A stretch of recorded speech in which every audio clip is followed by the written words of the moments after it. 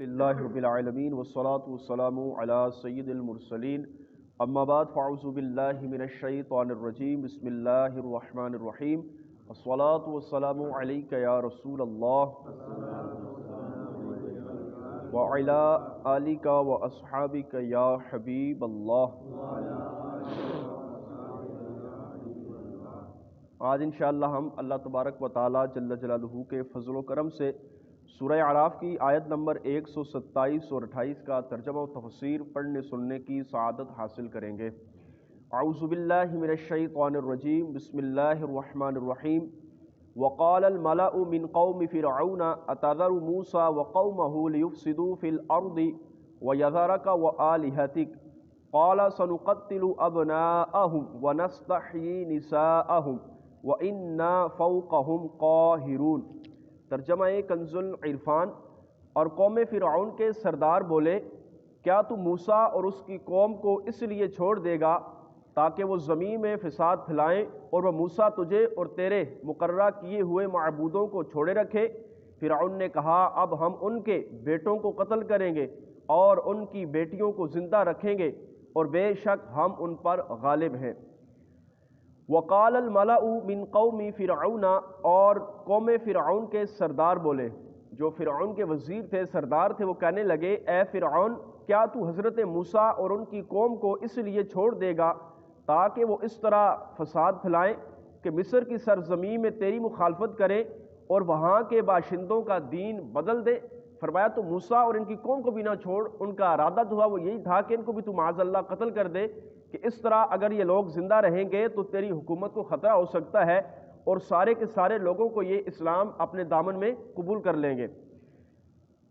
سرداروں نے یہ اس لیے کہا تھا کہ جادوگروں کے ساتھ 6 لاکھ آدمی بھی ایمان لائے تھے۔ 70,000 جو جادوگروں کا ہم نے تذکرہ پیچھے سنا ہے، 70,000 جادوگر تو ایمان لائے تھے، لیکن ان کے ساتھ 6 لاکھ اور لوگ بھی ایمان لے کر آئے تھے۔ یہ موسیٰ علیہ السلام کی شان ہے کہ وہ آپ واحد نبی ہیں کہ آپ کی نبوت کے دور میں جو ہے ایک ہی دن کے اندر 6,70,000 لوگ ایمان لے کر آئے آپ پر۔ سرداروں نے فرعون سے دوسری بات یہ کہی کہ اور اے موسیٰ، تجھے اور تیرے مقررہ کیے ہوئے معبودوں کو چھوڑے رکھیں، یعنی نہ تیری عبادت کریں اور نہ ہی تیرے مقررہ کیے ہوئے معبودوں کی پوجا کریں۔ وہ کہتے تھے، فرعون جو تھا اس نے خدائی کا دعویٰ کیا ہوا تھا، یہ معاذ اللہ کہتا تھا کہ میں سب سے اعلیٰ رب ہوں، تو یہ لوگوں سے اپنی عبادت کرواتا تھا، اور اس کے ساتھ ساتھ اس نے دوسرے بت وغیرہ بنائے ہوئے تھے، ان کی بھی لوگوں سے یہ عبادت کروایا کرتا تھا۔ تو اس کی قوم کے جو سردار تھے انہوں نے کہا کہ نہ تو موسیٰ تیری عبادت کرتے ہیں اور نہ ہی تیرے مقررہ کیے ہوئے معبودوں کی عبادت کرتے ہیں۔ مفسر سدی کا قول ہے کہ فرعون نے اپنی قوم کے لیے بت بنوائے تھے اور ان کی عبادت کرنے کا حکم دیتا اور کہتا کہ میں تمہارا بھی رب ہوں، معاذ اللہ ان بتوں کا بھی رب ہوں۔ بعض مفسرین نے کہا کہ فرعون دہری تھا، یعنی صانع عالم کے وجود کا منکر تھا۔ وہ کہتا تھا کہ اس دنیا کو، اس عالم کو کسی نے نہیں بنایا ہے، اس کے بنانے والا کوئی نہیں ہے، سب کچھ خود بخود ہی بن گیا ہے، آسمان، سورج، چاند وغیرہ۔ وہ کہتا تھا کہ سب کچھ خود بخود بن گیا ہے، اس کو کسی نے نہیں بنایا۔ اس کا خیال یہ تھا کہ عالم سفلی کی تدبیر ستارے کرتے ہیں، اس لیے اس نے ستاروں کی صورت پر بت بنوائے تھے اور خود بھی ستاروں کی عبادت کرتا اور دوسروں کو بھی ان کی عبادت کرنے کا حکم دیتا تھا، اور اپنے آپ کو زمین کا مطاع و مخدوم کہتا، اس لیے وہ انا ربکم الاعلی، یعنی میں تم سب سے اعلیٰ رب ہوں کہتا تھا۔ اس کی بات کو قرآن کریم نے نقل کیا ہے، کہتا تھا انا ربکم الاعلی، کہ میں تم سب کا معاذ اللہ سب سے اعلیٰ رب ہوں، تم سب میری پوجا کیا کرو۔ آگے فرمایا قال سنقتل ابناءهم، فرعون نے کہا اب ہم ان کے بیٹوں کو قتل کریں گے اور بیٹیوں کو چھوڑ دیں گے۔ انہوں نے فیصلہ یہ کیا تھا کہ ہم موسیٰ علیہ السلام کی قوم جو آپ پر ایمان لے کر آئی ہے، ان لوگوں کے بیٹوں کو ہم قتل کر دیا کریں گے اور بیٹیوں کو چھوڑ دیا کریں گے، تاکہ آگے ان کی نسل ہی نہیں چلے گی تو موسیٰ علیہ السلام کے ماننے والے کم ہو جائیں گے۔ فرعون کی قوم کے سرداروں نے فرعون سے جو یہ کہا تھا کہ کیا تو موسیٰ اور ان کی قوم کو اس لیے چھوڑے تاکہ وہ زمین میں فساد پھلائیں، اس سے ان کا مطلب فرعون کو حضرت موسیٰ اور آپ کی قوم کے قتل پر ابارنا تھا کہ موسیٰ علیہ السلام اور ان کی قوم کو تو قتل کر دے۔ جب انہوں نے ایسا کیا تو حضرت موسیٰ نے ان کو نزول عذاب کا خوف دلایا۔ آپ نے فرمایا اگر تم مجھے اور میری قوم کو قتل کرو گے تو یاد رکھو اللہ تبارک و تعالیٰ کا عذاب پچھلی قوموں کی طرح تم پر بھی آ جائے گا۔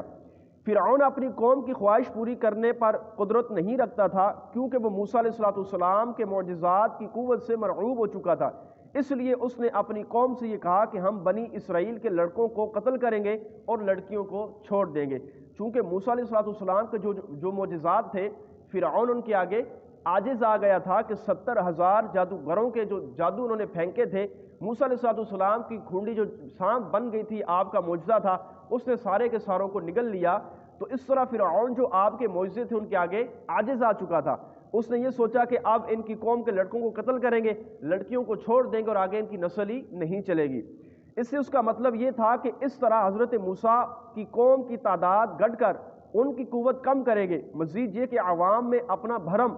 رکھنے کے لیے بھی کہہ دیا کہ بے شک ہم ان پر غالب ہیں۔ اس کا مقصود یہ تھا کہ عوام کو پتہ چل جائے کہ اس نے حضرت موسیٰ اور ان کی قوم کو کسی عجز یا خوف کی وجہ سے نہیں چھوڑا، بلکہ وہ چاہے تو انہیں پکڑ سکتا ہے، یا یہ بات کہ وہ اپنے منہ سے کہتا تھا، جبکہ فرعون کا حال یہ تھا کہ اس کا دل موسیٰ علیہ السلام کے روب میں بڑھ چکا تھا۔ اتنا موسیٰ علیہ السلام کا روب تھا، آپ جلالی نبی تھے کہ فرعون کا دل آپ کے روب سے بڑھ چکا تھا، وہ آپ کے سامنے آنے سے کانپتا تھا۔ اتنا بڑا بادشاہ تھا جس نے خدائی کا معاذ اللہ دعویٰ کیا ہوا تھا، لیکن موسیٰ علیہ السلام کے روب کے آگے، آپ کے دبدبے کے آگے وہ بھی دب جاتا تھا۔ تو اس وجہ سے اس نے یہ فیصلہ کیا کہ موسیٰ علیہ السلام کو تو قتل کرنا بڑی مشکل بات ہے، ایسے کرتے ہیں ان کی قوم کے لڑکوں کو قتل کر دیتے ہیں۔ آیت نمبر 128 میں ارشاد فرمایا، قال موسیٰ لقومہ استعینوا باللہ واصبروا ان الارض للہ یرثھا من یشاء من عبادہ والعاقبۃ للمتقین۔ موسیٰ نے اپنی قوم سے فرمایا، اللہ سے مدد طلب کرو اور صبر کرو، بے شک زمین کا مالک اللہ ہے، وہ اپنے بندوں میں سے جسے چاہتا ہے اس کا وارث بنا دیتا ہے، اور اچھا انجام پرہیزگاروں کے لیے ہی ہے۔ فرعون کے اس قول کہ ہم بنی اسرائیل کے لڑکوں کو قتل کریں گے کی وجہ سے بنی اسرائیل میں کچھ پریشانی پیدا ہو گئی، اور انہوں نے حضرت موسیٰ علیہ السلام سے اس کی شکایت کی۔ اس کے جواب میں آپ علیہ السلام نے اپنی قوم کو تسلی دیتے ہوئے فرمایا کہ اللہ سے مدد طلب کرو، وہ تمہیں کافی ہے، اور آنے والی مصیبتوں اور بلاؤں سے گھبراؤ نہیں، بلکہ ان پر صبر کرو، بے شک اللہ زمین کا مالک ہے اور زمین مصر بھی اس میں داخل ہے۔ لوگوں کے اندر ایک خوف پیدا ہو گیا تھا کہ اب ہمارے بچوں کو قتل کیا جائے گا اور ہماری بچیوں کو چھوڑ دیا جائے گا۔ تو سارے کے سارے لوگ خوف زدہ ہو کر موسیٰ علیہ السلام کے پاس آ گئے تھے کہ اب ہمارے تو بیٹوں کو قتل کیا جائے گا، ہم کیا کریں گے؟ ابھی بھی اگر اعلان ہو جائے کہ ہر ایک کے بیٹوں کو قتل کر دیا جائے گا، بیٹیوں کو چھوڑ دیا جائے گا، اگر وقت کا وزیر جو ہے وہ اعلان کر دے تو عوام کے اندر خوف آ جائے گا،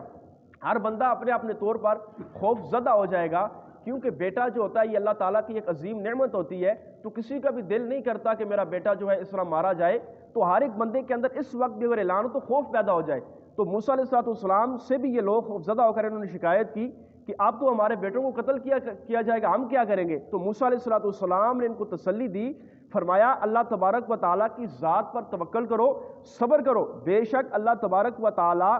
صبر کرنے والوں کے ساتھ ہے، اور اللہ تبارک و تعالیٰ اس ساری کائنات کا مالک ہے، اور رب تبارک و تعالیٰ جس کائنات کا مالک ہے اس میں مصر بھی داخل ہے۔ آپ علیہ السلام نے ان کو تسلی دی، فرمایا گھبراؤ نہیں، وہ اپنے بندوں میں جسے چاہتا ہے وارث بناتا ہے۔ یہ فرما کر حضرت موسیٰ علیہ السلام نے بنی اسرائیل کو توقع دلائی کہ فرعون اور اس کی قوم ہلاک ہو گئی، اور بنی اسرائیل ان کی زمینوں اور شہروں کے مالک ہوں گے، اور انہیں یہ بشارت دیتے ہوئے فرمایا اچھا انجام پرہیزگاروں کا ہے۔ آپ علیہ السلام نے فرمایا گھبراؤ نہیں، صبر کرو، اللہ تبارک و تعالیٰ کی ذات پر توکل اختیار کرو، انشاءاللہ یہ فرعون جس کا مالک بنا ہوا ہے، جس کے ہاتھ میں حکومت ہے، کل انشاءاللہ اس زمین اور اس شہر کے مالک آپ نے فرمایا ہم ہوں گے، انشاءاللہ اس زمین کے وارث ہم ٹھہریں گے۔ آپ نے فرمایا گھبراؤ نہیں، اچھا انجام آخرت جو ہے عند اللہ جو ہے وہ پرہیزگاروں کے لیے ہے، کہ اللہ تبارک و تعالیٰ نے فرمایا ان اکرمکم عند اللہ اتقاکم، کہ اللہ کے نزدیک تم میں سب سے زیادہ اچھا وہ ہے، اللہ کے نزدیک تم میں سب سے زیادہ